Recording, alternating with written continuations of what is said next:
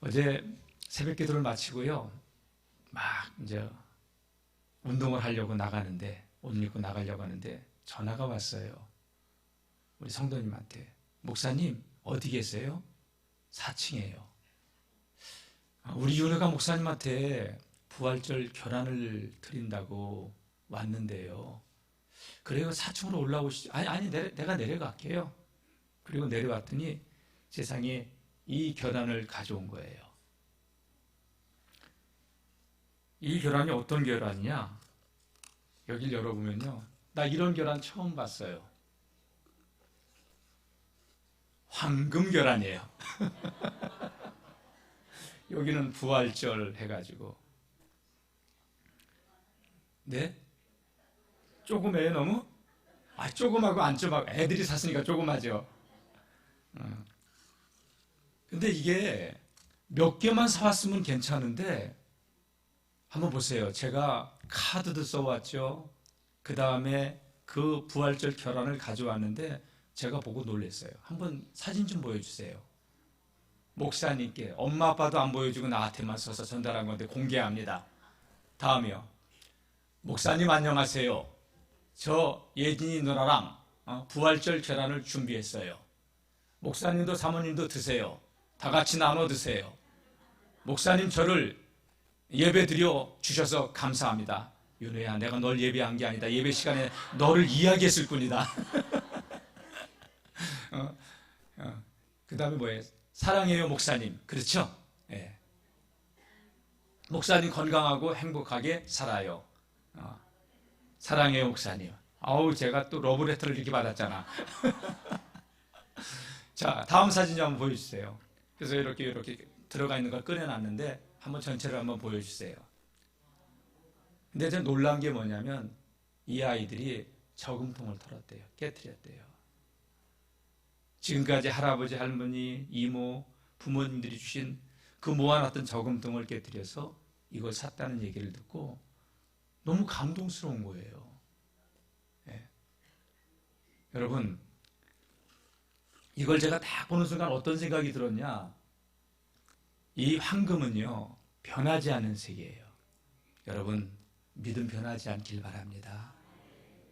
그리고 이 결혼은 생명이 있는 거잖아요. 물론 이건 삶은 결혼이지만 변치 않는 생명을 낳는 그러한 믿음의 삶을 살아가는 하나님의 사람들이 되시기를 축복합니다.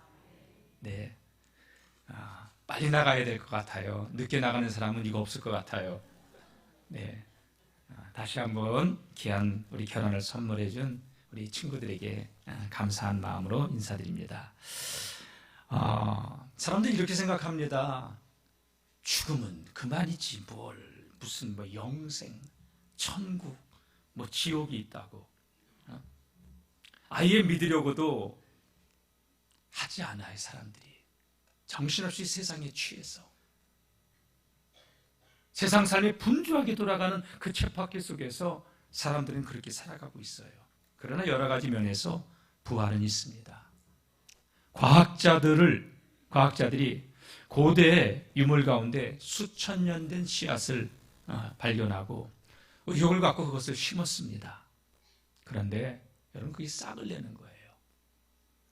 미국 뉴욕 대학에서 2000년 전에 고대 유적지에서 발굴된 그 대추야자 씨앗을 심었더니 그게 싹을 틔운 거예요. 2000년이나 됐는데. 네. 여러분, 몇천 년이 지나도 싹을 틔우는데 왜 우리가 한 번 죽음으로써 끝난다고 생각을 하십니까? 전도서 3장 11절 말씀 보게 되면은 하나님께서는 사람에게 영원을 사모하는 마음을 주셨다고 합니다. 인간이 영원한 삶, 영생을 사모하는 것은, 영혼을 사모하는 것은 바로 영생이 있기 때문이라는 것이죠. 여러분, 목이 말아요. 물을 먹고 싶다라는 생각을 갖게 되는 것은 무엇이 있기 때문에 물을 먹고 싶다는 생각을 하는 거예요? 물이 있기 때문에. 그렇죠? 물이 있기 때문에 물을 먹고 싶다는 생각을 하는 거예요. 무엇이 아이스크림이 먹고 싶다 하는 것은 아이스크림이 있기 때문에 그걸 먹고 싶다고 하는 거예요. 사람이 이성을 그리워하는 것은 이성이 있기 때문에 그리워하는 거고, 여자가 남자를 그리워하나 남자가 여자를 그리워하는 것은 대상이 있기 때문에 그리워하는 거예요. 그게 영생과 내세를 사람들은 사모하여 피라미드 짓고 어마어마한 왕궁 그 무덤도 짓고, 왜? 영원한 영생이 있다고 믿기 때문에 그걸 짓는 것이지요. 여러분, 강릉의 남대천에 매년 이렇게 부화장에서는 연어를 갖다가 부화를 시켜서 방류를 합니다.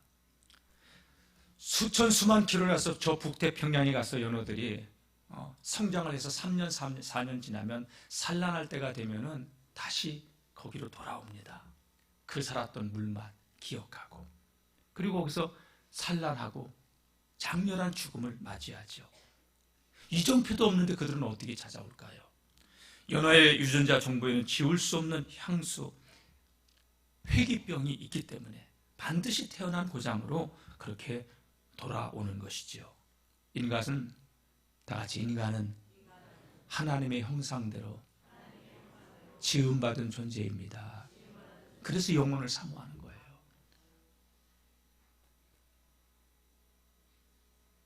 물고기는 물에 살아야 되듯이 나무는 땅에 살아야 되고, 인간은 하나님 안에서 살도록 하나님께서 창조의 원리 가운데 그렇게 심어 놓으신 것이죠.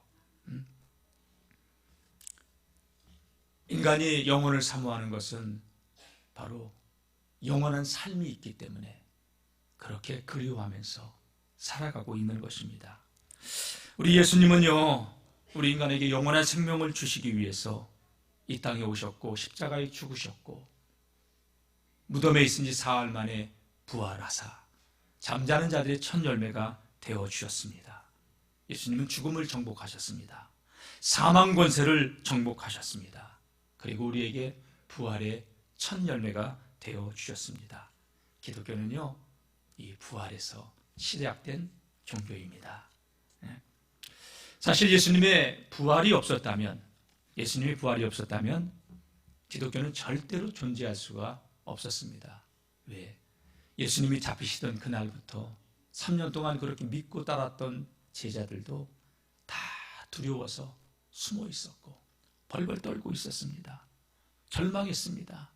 그들의 모든 기대가 다 예수님이 십자가의 죽으심으로 무너졌기 때문이었죠. 그런데 예수님은 성경대로 죽으셨지만 사흘 만에 사망 권세를 이기시고 부활하셔서 우리에게 영원한 부활의 소망을 주셨습니다. 왜 예수님을 부활의 첫 열매라고 할까요? 구약에도 보면 죽은 자가 살아난 것들이 기록되어 있습니다. 엘리야가, 엘리사가 그 수넴 여인 사르밧 과부의 아들들이 죽었을 때 살리기도 했고, 예수님께서도 죽은 나사로를 살리시기도 했고, 회당장 야이로의 딸을 살리시기도 했는데 왜 예수님을 죽은 자 가운데서 부활하신 부활의 첫 열매라고 하실까요? 그것은 과거에 죽음에서 살아났던 사람들은 다 흙으로 돌아갔지만 예수님은 부활하셨고 승천하셨고 그리고 지금도 살아서 우리와 함께 하시는 줄로 믿습니다. 네. 만약에 그러면 기독교에 부활이 없었다면 어떻게 됐을까요, 여러분? 부활이 없었다면.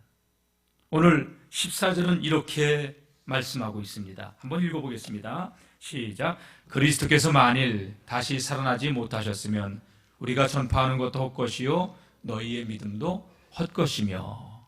여러분, 부활이 없다면 우리가 복음을 전하는 거, 예수 믿으세요, 이렇게 말하는 게 꽝이라는 거예요. 전파하는 것이 헛것이고, 우리가 지금 이렇게 나와서 이 부활절을 아침에 놀러 가지 않고 꼭 구경 가지 않고 이렇게 예배드리는 이 모든 믿음의 행위가 아무것도 아니라는 거예요. 아무것도 아니기 때문에 바울이 그런 말을 했을까요? 아니죠. 부활이 있기 때문에 이 말을 한 거예요. 선교나 전도나 여러분들이 지난 일주일 동안 그 새벽을 깨워서 4시부터 4시 반부터 일어나가지고 6시 넘게까지 와서 이 새벽을 이 강단을 이 예배당을 가득 채우면서 우리가 예배하고 기도했던 거 다 부활이 없다면 아무 의미 없는 행동이라고 그렇게 바울은 이야기했는데 의미 없는 게 아니라는 역설적인 이야기죠. 파스칼의 개임 법칙이 있습니다. 이런 얘기예요. 천국도 없고 지옥도 없다. 여기에 베팅을 했어요. 천국도 없고 지옥도 없다. 베팅을 했는데 천국도 있고 지옥도 있어. 완전히 망하는 거야 이건. 그죠? 근데 천국도 없고 지옥도 없다. 그런데 진짜 없어. 다행이네. 그죠? 근데 천국도 있고 지옥도 있다. 근데 거기다 베팅을 했어. 내 삶을 걸었어. 그런데 천국이 있어. 완전 대박이야 이건. 웃어야 되는데 완전 대박이야 이건. 그런데 여러분 천국도 있고 지옥도 있다. 여기에 베팅을 했는데 없어. 그럼 뭘까요? 본전. 그러니까 예수 믿는 것은요, 믿져봐야 본전이에요. 천국도 없고 지옥도 없다. 여기다 내가 베팅을 하고 살았는데 천국도 있고 지옥도 있으면 망하는 거예요. 여러분 망하는 사람이 되지 않기를 주의 이름으로 축복합니다. 예수님께서 이 세상에 육신의 몸으로 오셔서 십자가를 지시고 모든 사람들을 위해서 대속의 제물이 되어 주셨는데 만약에 영생이 없다면, 부활이 없다면 예수님의 죽음도 헛것이고 우리의 믿음도 헛것이라고. 여러분 결코 헛것이 아니라는 사실을 꼭 믿으시기를 주님의 이름으로 축복합니다.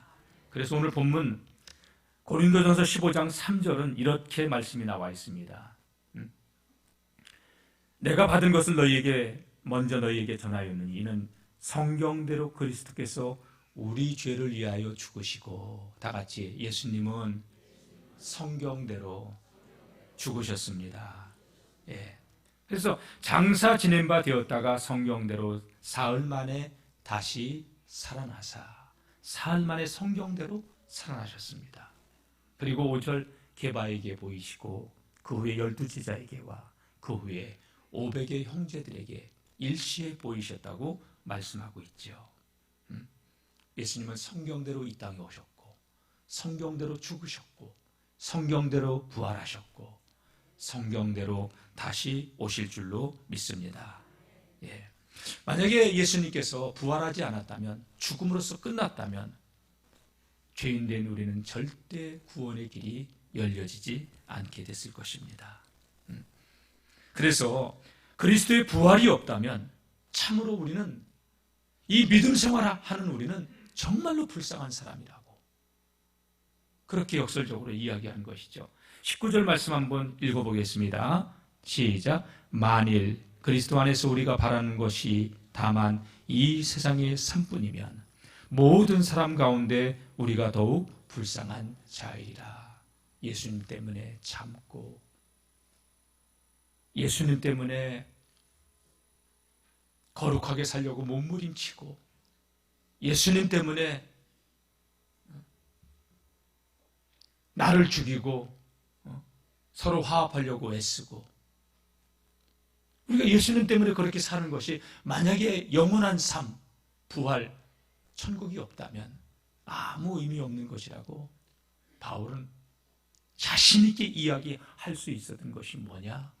그는 부활의 주님을 만났기 때문에 그래요.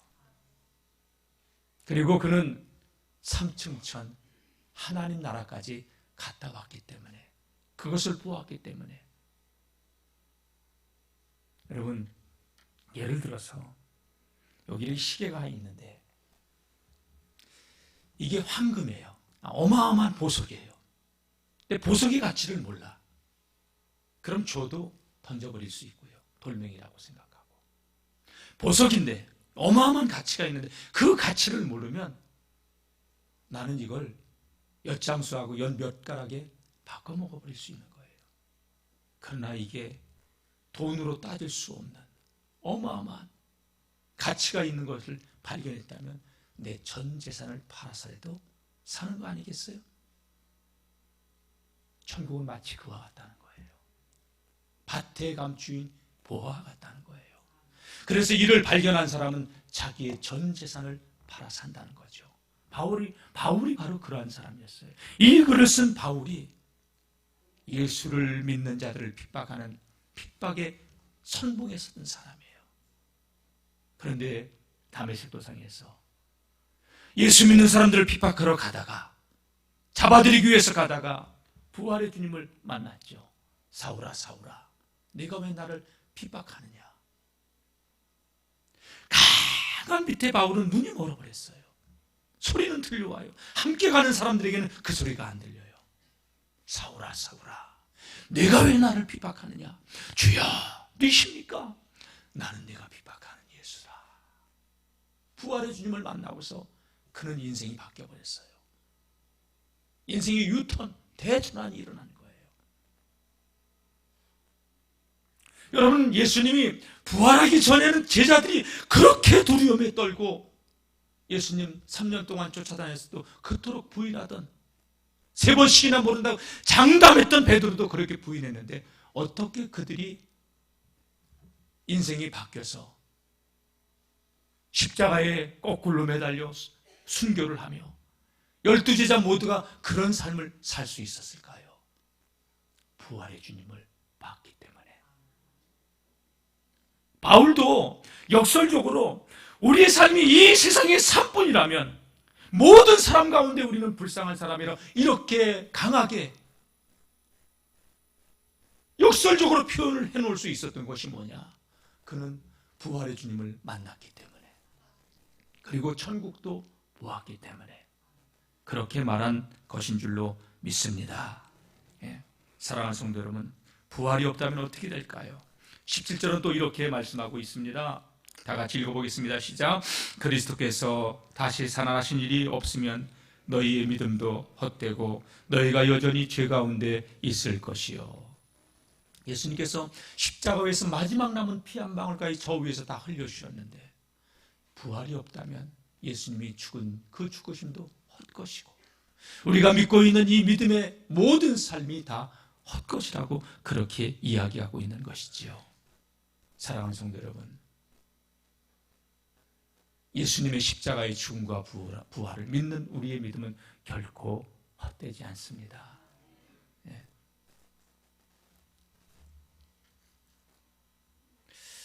사랑하는 성도 여러분, 보이는 것만 믿습니까? 내가 이해되지는 것만 믿습니까? 제가 살아보니까요, 들으려고 해야 들리기 시작하고요, 보려고 해야 보이기 시작하고요, 믿으려고 해야 믿어지더라고요. 믿고 나니까 믿음의 세계가 깨달아지더라고요. 수도 없이 여러분 지나다닌 길에 관심 있게 보아야 이름 없는 들풀도 보이기 시작하고, 예전에는 그런 풀이 있는지도 몰랐어요. 수담숲에 가가지고 산책하는데 요만한 진짜 좁쌀보다 콩나물 콩보다도 작은 그런 꽃이 피면 이런 꽃이 있었네. 스마트폰으로 이렇게 찍었어요. 수도 없이 지나다니면서 봐도 보이지 않던 풀도 보려고 해야 보이고 알려고 해야 알게 되고. 아멘입니까? 예. 하나님의 사랑을 우리의 얇은 지혜로 이해하려고 하지 마시고, 여러분, 우리의 인생 매뉴얼인 이 성경이 믿어지는 우리 성도님들 되시기를 주의 이름으로 축복합니다. 요한복음 3장 16절 말씀 보게 되면 하나님이 세상을 이처럼 사랑하사 독생자를 주셨으니 이는 저를 믿는 자마다 멸망치 않고 영생을 얻게 하려 하심이라. 하나님이 저와 여러분들을 얼마나 사랑하시는지 이처럼 사랑했다는 얘기가 뭐냐? 아들을 저 십자가에 못 박아 죽게 하기까지 저와 여러분들을 살리려고 대속의 제물로 저 십자가에 달리게 하시고 마지막 남은 그 피 한 방울까지 다 쏟게 만드시고 그 사랑으로 우리를 살리신 줄로 믿습니다. 그래서 요한복음 3장 36절 말씀 보게 되면 아들을 믿는 자는 영생이 있고 아들을 순종하지 않는 자는 영생을 보지 못하고 도리어 하나님의 진노가 그 위에 머물러 있다고 말씀하고 있죠. 요한복음 11장 25절 26절에는 예수님이 말씀합니다. 나는 부활이다. 나는 생명이다. 나를 믿는 자는 죽어도 살겠고 무릇 살아서 나를 믿는 자는 영원히 죽지 아니하리라. 할렐루야. 다 같이 주님을 믿는 자는 죽어도 살겠고 무릇 살아서 주님을 믿는 자는 영원히 죽지 않으리라. 이게 주님이 하신 말씀이에요. 내가 진실로 너희에게 이르노니 나를 믿는 자는 죽어도 살겠고 무릇 살아서 나를 믿는 자는 영원히 죽지 아니하리라. 영생, 영원한 생명이 있다는 사실을 우리 주님은 분명히 말씀하셨습니다. 그래서 예수님이 이 땅에 오신 이유는 우리에게 영원한 생명을 주시기 위해서. 요한복음 10장 10절 말씀 보게 되면요, 예수님께서 이런 말씀하셨어요. 얘들아, 도적이 온 것은 도적질하고 죽이고 멸망시키러 왔다. 그러나 내가 온 것은 너희로 하여금 생명을 얻게 하고 더 풍성한 삶을 얻게 하기 위해서 온 것이다. 여기서 도적은요, 원수마귀예요. 우리의 영혼을 도둑질해가는 영원한 파멸로, 멸망일로, 음부 지옥 불구덩이로 끌고 들어가는 존재예요. 그래서 사단은요, 지금까지 2000년이 지났어도 부활을 못 믿게 끊임없이 우리 믿음의 마음에 불신앙의 가라지를 뿌리는 거예요. 믿어지시고 깨달으시는 은혜가 있기를 축복합니다. 목회를 하면서 이렇게 돌아보니까 저는 이 사실이 믿어진다는 게 이게 그래서 믿음을 선물이라고 하는구나. 믿으려고 한다고 믿어지는 것도 아니고요. 사실은요, 믿으려고 해야 믿음은 생기기 시작하는데 믿음은 내 노력이 아니에요. 은혜예요.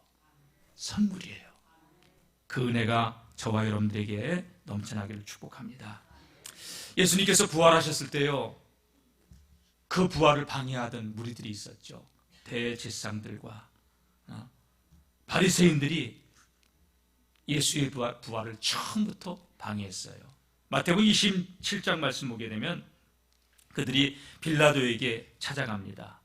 빌라도에게 주여, 저 속이던 자가, 예수님을 말하는 거죠, 살아있을 때 말했습니다. 내가 사흘 후에 다시 살아나리라 한 것을 우리는 기억하고 있습니다.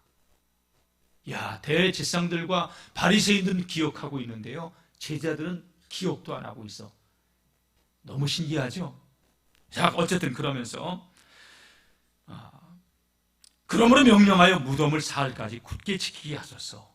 그의 제자들이 와서 시체를 도둑질해 가고 백성에게 말하되 그가 죽은 자 가운데서 살아났다 하면 후에 소금이, 그러니까 예수를 속이는 자라고 그들은 알고 있었던 것이죠. 그의 소금이 전보다 더 클까 합니다. 그러니까 빌라도가 이렇게 말해요. 너희에게 경비병이 있지 않느냐? 가서 힘대로 굳게 지켜라. 그들이 경비병과 함께 가서 돌을 인봉했습니다. 무덤을 인봉하고 걸어가고 굳게 지켰죠.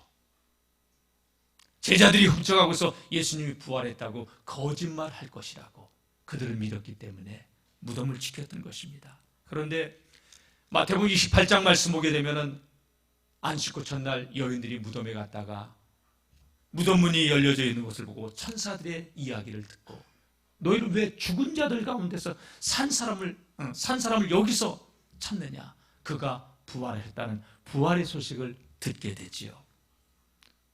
그래서 이 여인들이 달려가서 제자들에게 예수님께서 부활하셨다고 그 얘기를 전했을 때 제자들도 반신반의하면서 베드로가 그 빈 무덤을 와보기도 했죠. 그런데 11절 이하에서는 이렇게 나와요. 여자들이 갈 때 경비병 중 몇이 성에 들어가 모든 일을 대제사장에게 알리니 그들이 장로들과 함께 모여 의논하고 군인들에게 많은 돈을 주며 너희는 말하기를 그의 제자들이 밤에 와서 시체를 훔쳐갔다. 그렇게 전해라. 그렇게 말해라. 도둑질 해갔다고 그렇게 말을 퍼뜨리라고. 군인들이 돈을 받고 가르친 대로 하였으니 이 말이 오늘날 유대인 가운데 두루 퍼져 있다고 성경은 그렇게 기록해 놓고 있습니다. 목회를 하다 보니까요, 참 이 불신앙이, 그러니까 하나님을 모르는 사람들이 하나님을 안 믿는 건 내가 이해가 돼요. 그런데 하나님을 믿는 자들도, 심지어 신학교 교수도, 목사들도 예수님의 부활을 안 믿는 사람들이 있어요. 그 부활을 안 믿는다는 얘기는 영생을 안 믿는다는 얘기예요. 얄팍한 인간의 지혜로 내가 깨닫는 만큼만, 깊고 부유하신 하나님을 우리 인간의 지혜로 어떻게 알 수 있어요? 믿음의 세계는 그런 게 아닌데. 제가 장례식 때 우리 이번에 상을 당하신 유족들에게 그런 얘기했어요. 인간의 가치는 영혼이 육체 속에 깃들어 있을 때만 가치가 있다. 더 나니까 아무것도 아니에요. 3일 되면 한숨 채로 나와요. 아동마동 맛있는 거 먹고 다니고 찍어바르고 수술하고 그냥 좋은 옷 걸치고, 주님이 부르면 우리는 다 모든 거 내려놓고 가요. 여러분, 절대 이 땅의 삶이 전부라고 생각하지 마세요. 영혼 눈에 보이지도 않는 그 영혼이 떠나니까 우리 육체는 아무것도 아니에요. 인간의 가치는 영혼이 육체 속에 깃들어 있을 때 가치가 있는 건데, 저는 목회를 하면서 깨닫는 게 뭐냐? 우리 영혼이 깃들어 있는 이 육체는 육신의 장막집에 불과하구나.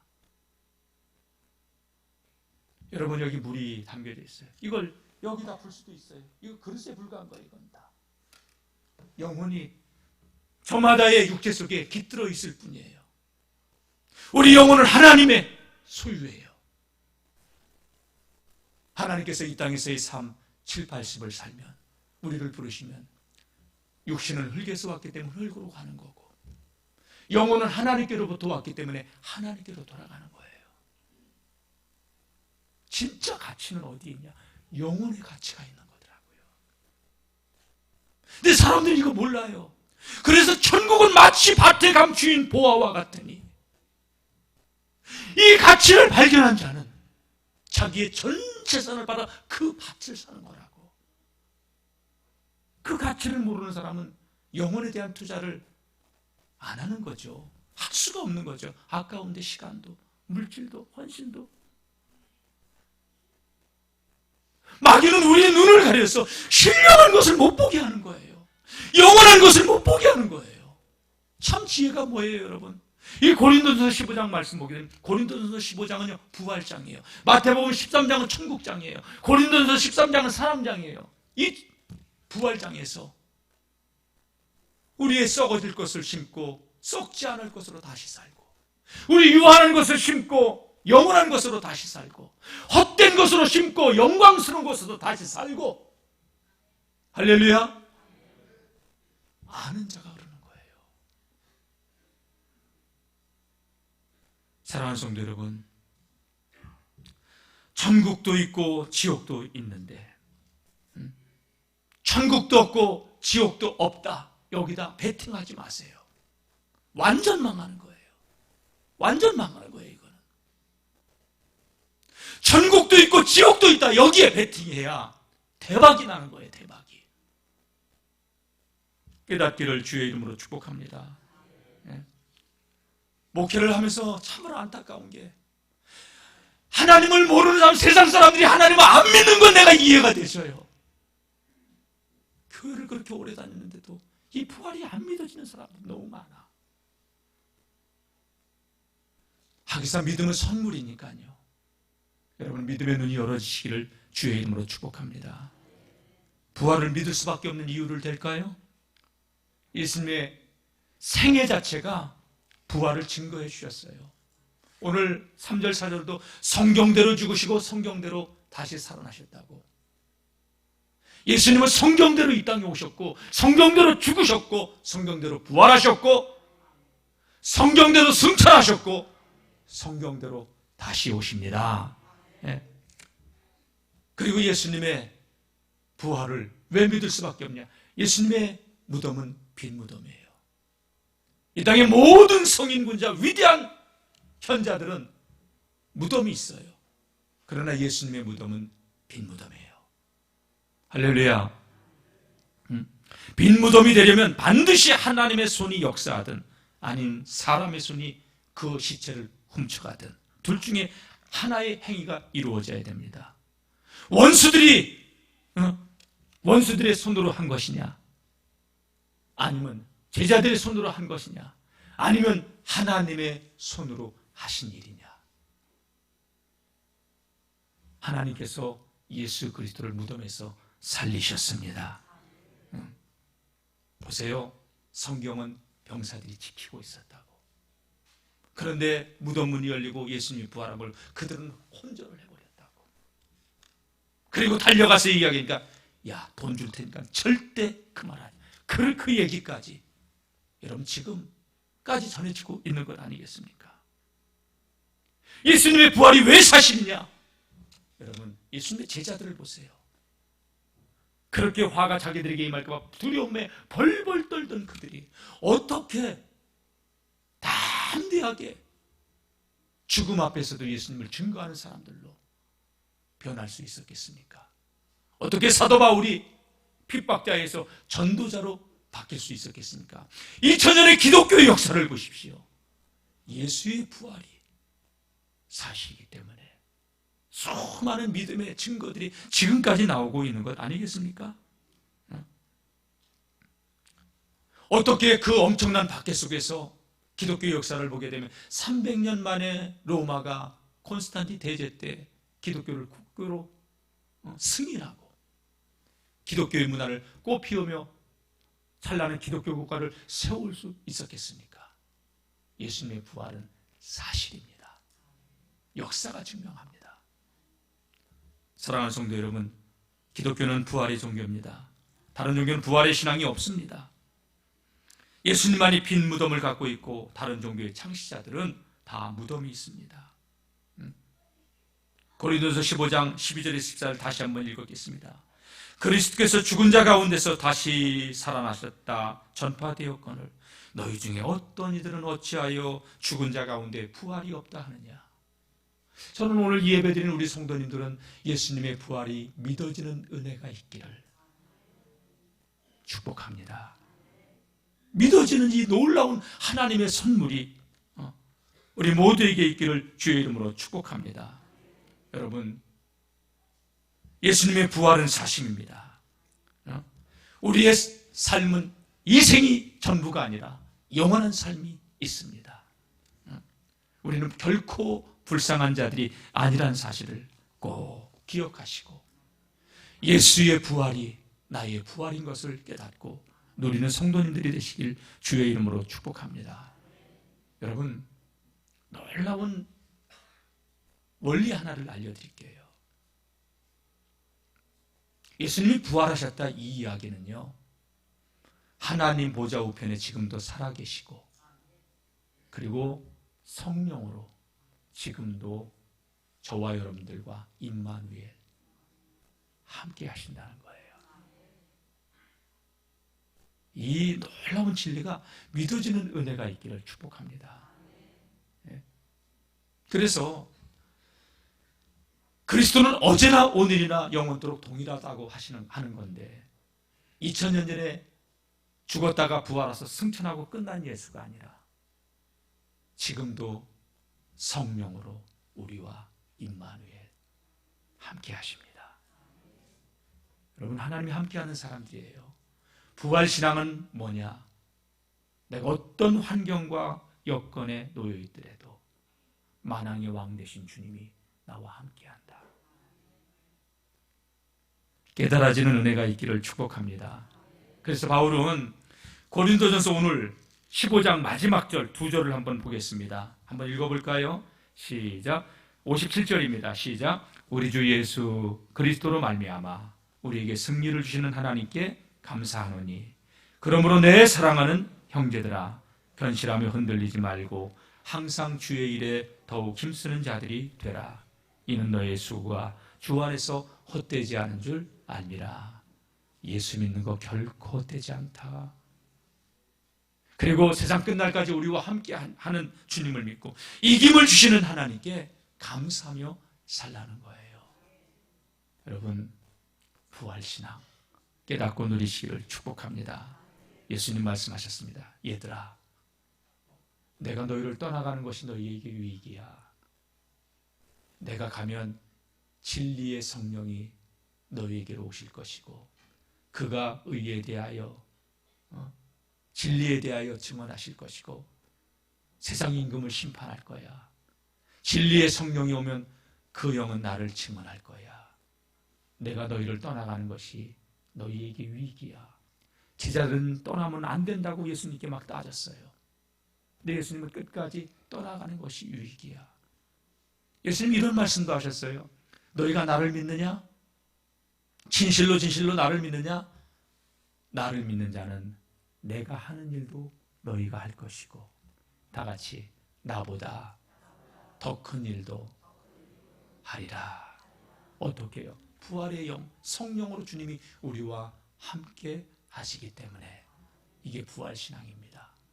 주님 오시는 그날까지 주님 함께 하심을 믿고 우리가 살아가는 삶의 자리마다 승리의 깃발을 꽂을 수 있는 저와 여러분들 되시기를 주의 이름으로 축복합니다. 기도하겠습니다. 주님, 주님의 부활이 믿어지는 은혜가 있기를 원합니다. 지식의 신앙이 아니라 산 믿음을 가지고 이 땅에서의 삶을 믿음으로 승리하며 살아가는 거룩한 하나님의 사람들 되길 원합니다. 세상 사람들이 우리를 볼 때는 어리석고 미련한 사람처럼 보여도 우리는 부활과 영생을 믿는 사람들입니다. 우리의 믿음을 결코 헛되지 않는 것을 우리가 확신하며 어떤 환경 속에서도 흔들리지 않게 하여 주옵소서. 우리에게 승리를 주시는 하나님께 감사하며 주님 다시 오시는 그날까지 주님과 임마누엘 동행하며 믿음의 선한 싸움에서 승리하는 거룩한 하나님의 사람들 되게 하여 주옵소서. 부활의 이 기쁨과 감격을 세상에 나가서 외치는 부활의 증인들로 살아가게 하여 주옵소서. 지금도 주님이 전능하신 주님으로 우리의 인생 모든 문제의 해답이신 그리스도로 삶 가운데서 체험하고 만나는 이들에게 그 증인의 삶을 살아가는 주의 백성들 되게 하옵소서. 예수님의 이름으로 기도드립니다. 아멘.